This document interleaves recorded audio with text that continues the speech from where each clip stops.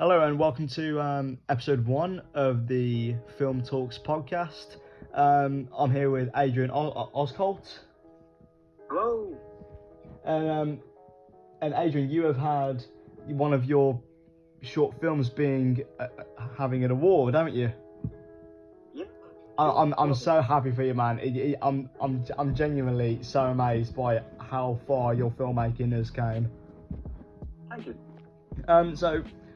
Before this podcast starts, we do want to talk about your new film, Shot Down in May, which is currently out on your YouTube channel, isn't it? Yep, it's on YouTube. Okay, so after listening to this podcast, I highly recommend you go and check out Adrian's new film, Shot Down in May. It's a great gangster film, very, very heavily inspired off like Martin Scorsese's filmography. Is that right? Yeah, kinda. I got a lot of inspiration from Goodfellas to that film. Oh, yeah. We love Goodfellas. And Easy Rider, actually. Oh, no way, that's actually really cool. Alright, so, there will be a link to Adrian's channel in the description of this video. So, if you could check that out, it would make a brilliant contribution to Adrian's filmmaking. We also have... And it's on Letterboxd. It is on Letterboxd as well, so if you guys have a Letterboxd account, then I recommend just checking it out as well, which would really help his reviews and his overall genuine positivity towards his filmmaking.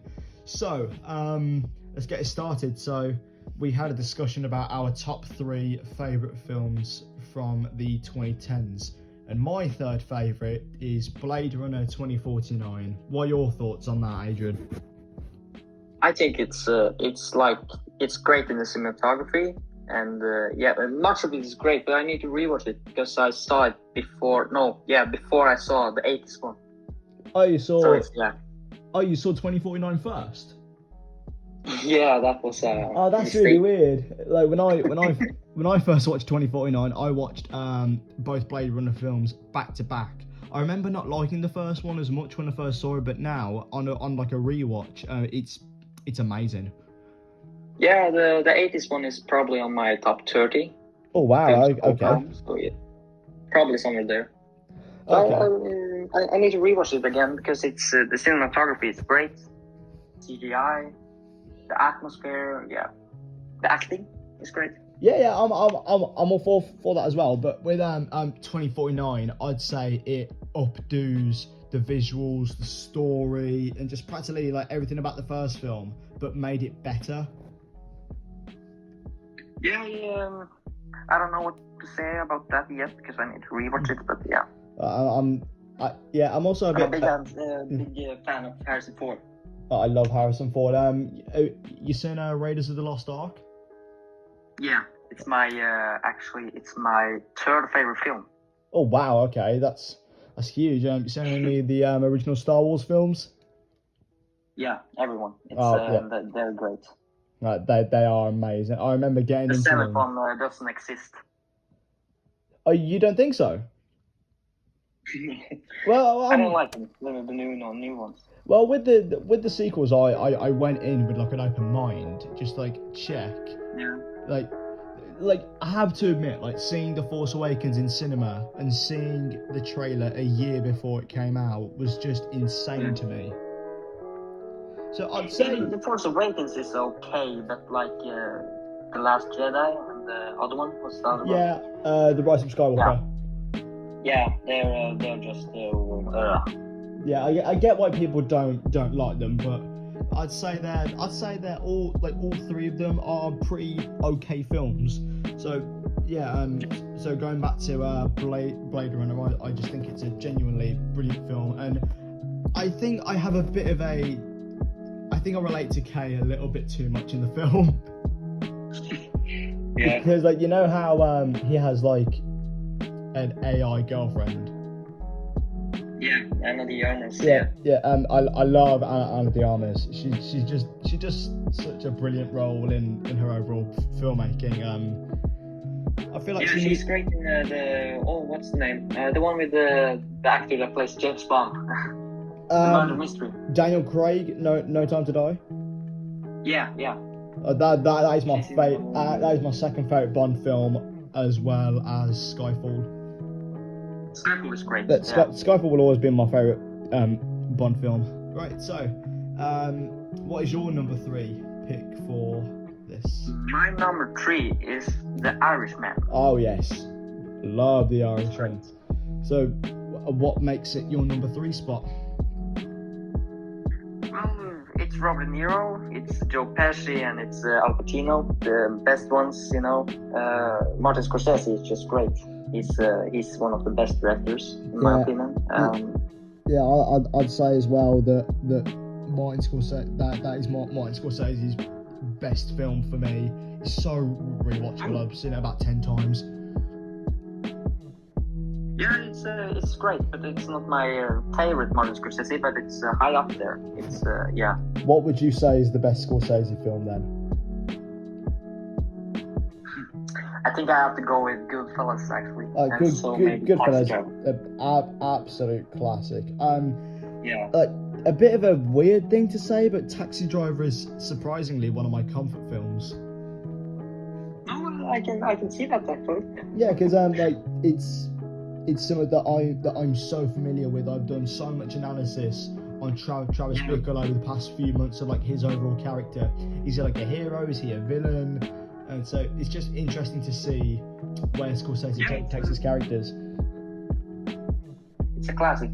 Absolutely. So my number 2 spot is actually The Irishman, so we can actually continue this convo on Scorsese. So I read this article or podcast where someone wrote down people would have liked The Irishman a lot more if it was made 30 years ago.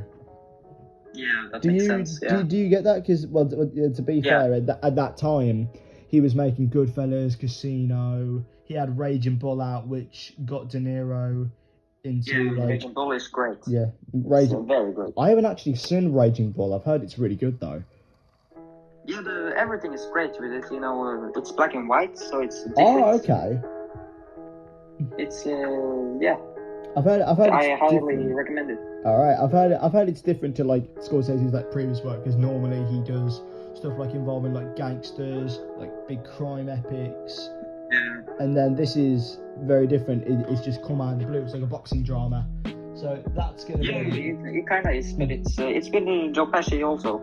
Oh, Joe Pesci's in it. I didn't know that. Yeah, it's big role.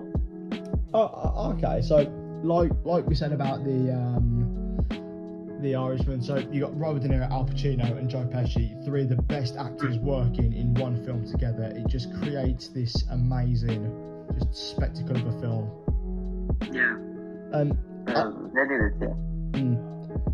I'd also say as well that the final 30 minutes just does leave you thinking about life. I'd say as like a whole. I don't know, but I like the whole idea with Jimmy Hoffa and how they take that turn, you know. Yeah. So I don't know much of the real story, but yeah, it's a cool way of like saying the story.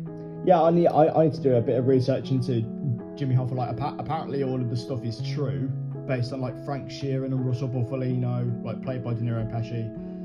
Yeah. So it's theory, isn't it? I'm not sure. I think it's a mystery. History, yeah. But mystery. Mystery. Well, there's a lot of interpretations with how like Jimmy Hoffa was killed, but at that time we still don't know, do we? Because Frank Sheeran's dead, and so is Bufalino. So yeah, we haven't found the body yet, I think. Yeah, they well, in The Irishman, they cremated the body, didn't they? Yeah, they did. So, like I said as well, like you got like 3 of the best actors working today. Like they are definitely my top 3 actors of all time. What are your top 3? I have to say Jack Nicholson. As, yes, Jack Nicholson is amazing. He's great in The Shining. It's great. Yeah, The Shining is one of his best works. Yeah. Absolutely, yeah. I thought it was as good as the Joker as well. Yeah, the Joker. Yeah, the classic Batman. Yeah, the classic Batman. Yeah, it's great there. So who's your second? Clint Eastwood. Oh, Clint Eastwood Yeah. is just an absolute icon in terms of film. He's done the Dollars trilogy, for crying out loud, and to me that is the greatest trilogy of all time. Yeah, The Good, the Bad, and Ugly is my favorite film. Actually, it's It's amazing. I love how like amazing the ending is. Like I've only seen it once, but I remember just being absolutely gobsmacked when watching it, and I'm like, oh my god, this is brilliant. This is going up there. I've seen it 6 times, I think, and every time I've seen it, it's still so as impactful as the first time I saw it. The ending. Wow, that's like, and that that's and, just shocking as something- well, because like Yeah, and something else. Did you know that it just makes it even better? Clint Eastwood, because he survived a plane crash. no way. Yeah. Well, he could survive anything. If he survived like those like 4 people in like a fist full of dollars, then he can survive anything. Yeah. Just He's a great actor. Yeah. I love like the spaghetti westerns, but surprisingly, I haven't seen much. I still need to watch The Wild Bunch as well as Once Upon a Time in the West. I've heard that's really good. Once Upon a Time in the West is it's great, but I need to rewatch it again. Okay. Yeah, it's great. The harmonica and everything. Oh, okay. It seems interesting. So who's your final actor that you're picking? Robert De Niro. Robert De Niro. Robert De of course. Niro. Yeah. He's so good in every role that he plays. Well, based on the ones that I've watched. Yeah, he's great in The King of Comedy. He's probably one of his best acting performance. Yeah, I've heard a lot of people say that The King of Comedy was heavily inspired for the 2019 film Joker. Yeah, very much. Yeah, it's yeah. And like I did some like research into the cinematography as well, and apparently it was all shot with IMAX cameras. I don't know. Cool. Yeah, because like if you look at like the aspect ratio, you know how most films are shot in like a 2.4 by 1. Yeah. Well, Joker was shot in a 1 by 7/8 by 1, which is normally your IMAX ratio on a regular TV. So I love Joker. I think it's a really, really good film. I probably wouldn't watch it again because it's way too depressing. Yeah, I'm not that into like Marvel and DC, but it's one of the best DC films. Yeah, absolutely, yeah. Well, going back to our top 3 list, so I said my number 2 was The Irishman. What's your number 2 pick? Once Upon a Time in Hollywood. Oh my, yeah, such a good film. Like that. Yeah. That is my second favorite Tarantino flick of all time. Like number 1 has to go to Pulp Fiction. So, what are your thoughts on Once Upon a Time in Hollywood? It's my favorite Tarantino. Pulp Fiction is on second place for me. But it's just because of the Once Upon a Time in Hollywood has that the whole atmosphere and Hollywood and cinematography, the acting from Leo is just great. Oh yeah, I think that's Leo's best performance by a mile. Yeah, I think I have to agree with that. Yeah. But if I'm being honest with you though, with the first 2 hours of the film, I genuinely feel like that I wasn't watching a Tarantino film. I felt like I was watching like something completely different. It didn't really feel like his normal style that you see in like Reservoir Dogs or Inglourious Bastards, because normally those films they have like sharp, snappy dialogue. It's like seen in like the opening scene of Reservoir Dogs. Yeah, it's my first film I saw from him was Once Upon a Time. Oh wow, okay, so what an introduction. So the ending was shocking. Oh yeah, the final 20 minutes are just absolutely wild. It's some of the craziest. When there was in that. it's such a good film. Yeah. So I've seen the only Tarantino film I haven't seen is the one where they are in the car. Death Proof. Yeah. I haven't seen that either, but apparently it was part of like a Grindhouse double feature at like a film festival. Okay. So what would happen is they would do like one film that Tarantino like helped on, and then Death Proof was the second film to be part of that feature, and then they put it onto like a Blu-ray set and then called it Grindhouse. So I'm kind of intrigued to see what he does with that. Apparently it's like a really over the top, just like your typical Tarantino style of filmmaking. Yeah. So I'm so excited for the next Tarantino film. That's gonna be great. I didn't think he was making another one. I thought Once Upon a Time in Hollywood was going to be his final one. So what's Now this? he's making one more. Just one more. Do you know what it's called, or? No. I think it's some rumors about it. Maybe has confirmed something, but yeah. Okay, so I'm guessing like it's currently in production. I'd say. Yeah, he's probably writing it now. Maybe like you've got me really hyped up for that now over a film that has not been released yet. That's the power of recommendations, people. It's gonna be great. Right, so for our number one spot, what are you picking? Parasite. Parasite. Oh yeah. No surprises there. Parasite is just a phenomenal film. I think it's actually one of the most highest rated films on Letterboxd as well. Is it? Yeah, it's number 2 on the top 250 narrative features, and number one. It has 4.6. Number 1 is Come and See, from the top of my head, if I'm not mistaken. Come and See. Come and See. Yeah. I haven't seen it yet. Oh, I think it's on YouTube actually. Oh yeah, Come and See is a great film, but you are never ever gonna be able to watch it again. It's so disturbing, it's grim, it's just absolutely horrific.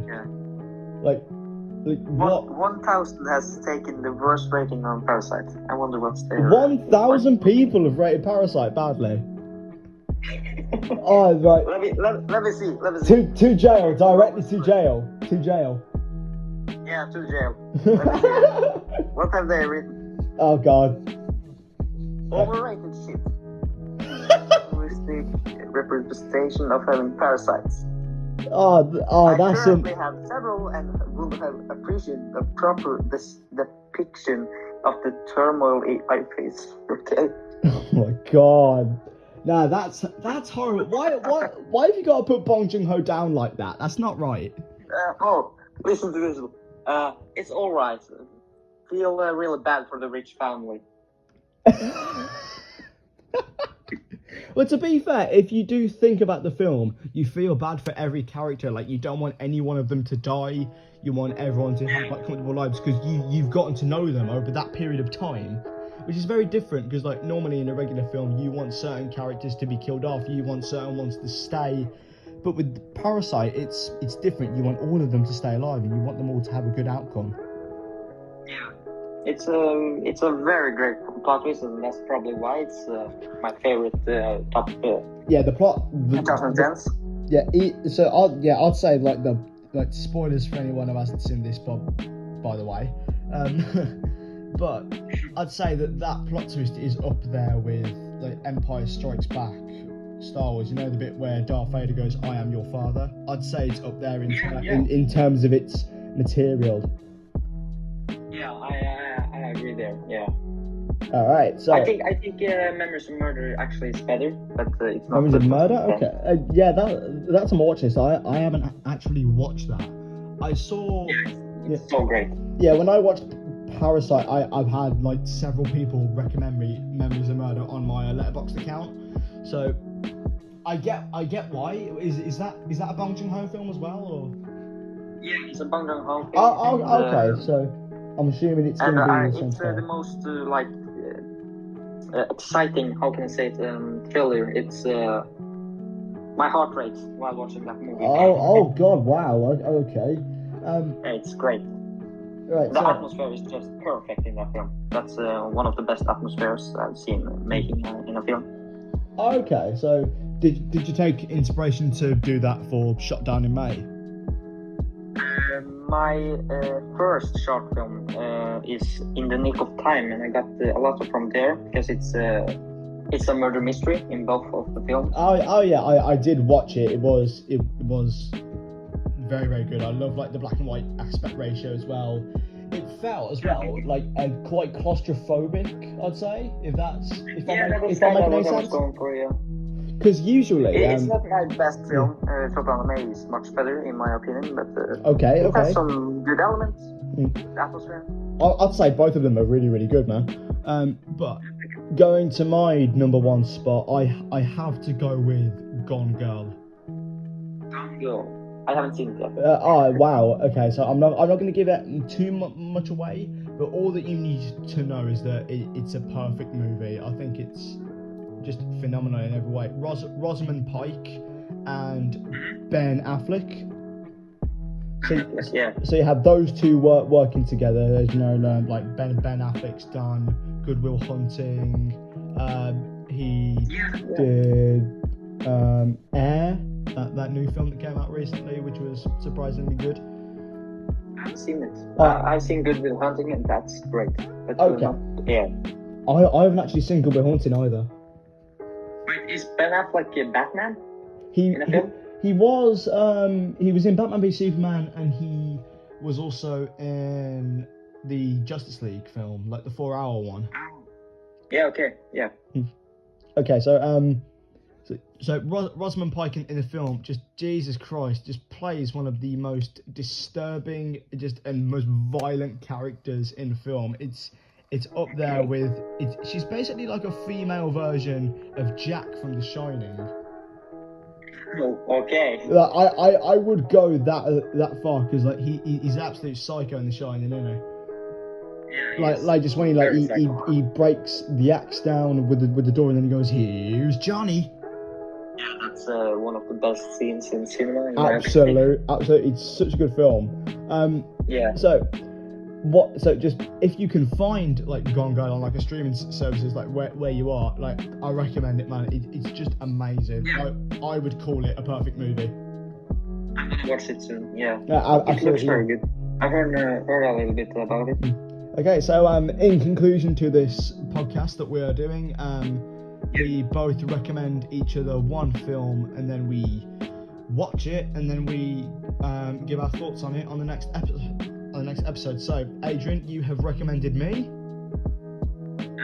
Chinatown. Okay. I have not heard of that. Apparently, I've not heard of it. I'm just going to go in it completely blind and just see what I think.